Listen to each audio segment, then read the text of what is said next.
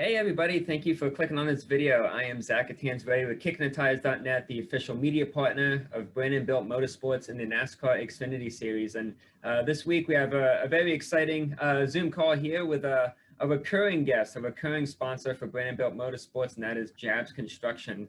And I'm here with Tim Jabs, I believe the Vice President of Jabs Construction, and obviously Brennan Brown, the driver of the number 68 for this weekend at New Hampshire. So Tim, just to start with you, obviously a very broad backstory to this company. You've been around for decades and decades, but you've also been around this team with Brandonbilt in NASCAR for quite a few times.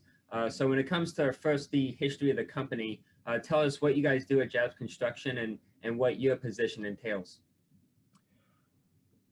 Well, thank you, Zach, for having me. Jabs Construction, we are a residential remodeling specialist. We basically build pretty much anything regarding to residential houses, additions, second story additions, kitchen remodels, bath remodels, basements, screen porches, front porches, whole house remodels, pretty much anything residential. We have electricians on staff that do service calls. So we do pretty much anything residentially.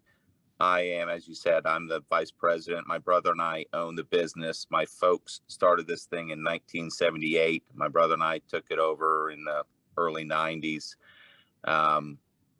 So I am an architect. I basically do all the design work. I do most of the initial client contacts, 95% of all the estimates, and then basically oversee the starts of the projects, and then my brother Chris basically takes over from there with the actual construction aspect of it. And when it comes to your relationship with Brandon, I mean, as we said, this isn't your first time on board with him in the Xfinity Series. What about Brandon and this team that really interests you and what you guys hope to do in the sport? Well, we've been on board for a couple of years now. Brandon, correct me if I'm wrong, but it's been a couple of years, and it really we're a local business, so we're not multi-state, we're not international, we're not a huge company, but basically our company has always sponsored and been involved in all sorts of local stuff. Local charities, local little leagues, local football teams, local basketball teams, scouts. We donate a lot of time and energy to all sorts of social community things that do good. And again, Brandon, as you know, is a local guy out of Woodbridge. And it just so happens, the quick story of it is, believe it or not, I was at a bar one time watching a race, and my wife is friends with Valerie, who is Brandon's mother. And we were watching a race, and it was fun. I'll be told, I'm not a big NASCAR guy. Some of the people in my company are, but it was exciting. And I was watching it, and they were talking, and it just all of a sudden I asked Valerie what would it take to get my name on the car, and she said she'll have Brandon call me. And basically from that point, we've been a small sponsor for Brandon over the last couple of years. But it's exciting, it's fun, it's a new venue, and it's actually adding value to our company, which is a good thing. Wow, Brandon, your mother's has been doing a little bit of work for you. That sounds good. Yeah, might as well, huh? Yeah. Well, I mean, Brandon, I mean, just, as we've gotten to learn more about your team these last couple of years, we've learned that you have an eye for bringing in new sponsors into the sport, but you also are able to attract someone like Tim, who's able to stay with your team and come back race after race. So when it comes to both sides of that, but really what Jabs has been doing for your team, what's that mean, and what do you hope to accomplish with them going forward? Yeah, I mean, if you look at it, the Jabs car has been almost the staple event car for us. Last year, when we raced our way into the playoffs at Bristol Motor Speedway, we were racing there in the Jabs Construction number 68. We had the Jabs Construction number 68 at the Daytona Road Course this year. We've had a lot of fun with it. It's we're going to have them back at New Hampshire this coming weekend, and then again at Bristol again this year, because I mean, if it ain't broke, don't fix it. You know, we want to race our way into the playoffs, so we need the same car.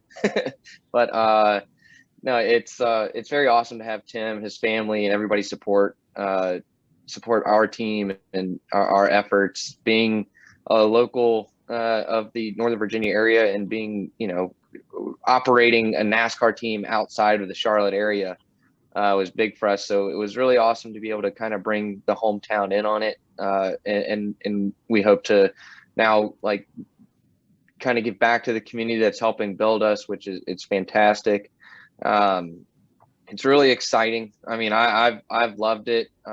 Jabs, Tim and his family have been awesome to us. And as he said, his wife is friends with my mom. So it's always cool to know that, you know, when you're out there and you're racing your heart out, that there are people at home that are really cheering for you and pulling for you. And it makes you feel really good that you're making the hometown proud. Absolutely. And I believe it's the 9th time you guys have partnered together, and it comes this weekend in New Hampshire. You raced there once before a couple years ago. And I mean, when it comes to the playoff bubble, obviously it took a little bit of a hit last week in Atlanta with some late bad luck, but going into this weekend at New Hampshire, what are your thoughts on the track? It seems like a hot, slick racetrack right in the middle of summer. And does that really suit your style? I mean, what are you really thinking going in? So the hot and slick does suit my style, just because that track brings it back to the driver, and it's more of, you know, who's got the best car control without roasting your right rear tire off. So, but no, the hardest thing about this track is it's such a hard track to pass at, just because of the layout. It's very wide, sweeping corners. If you don't have the momentum, it's going to show with the long straightaways. And so I think you're going to see a lot of like dirt track style slide jobs, because that's the only way you're really going to do it. And I'm going to have to do a lot of it because of our poor finish in Atlanta.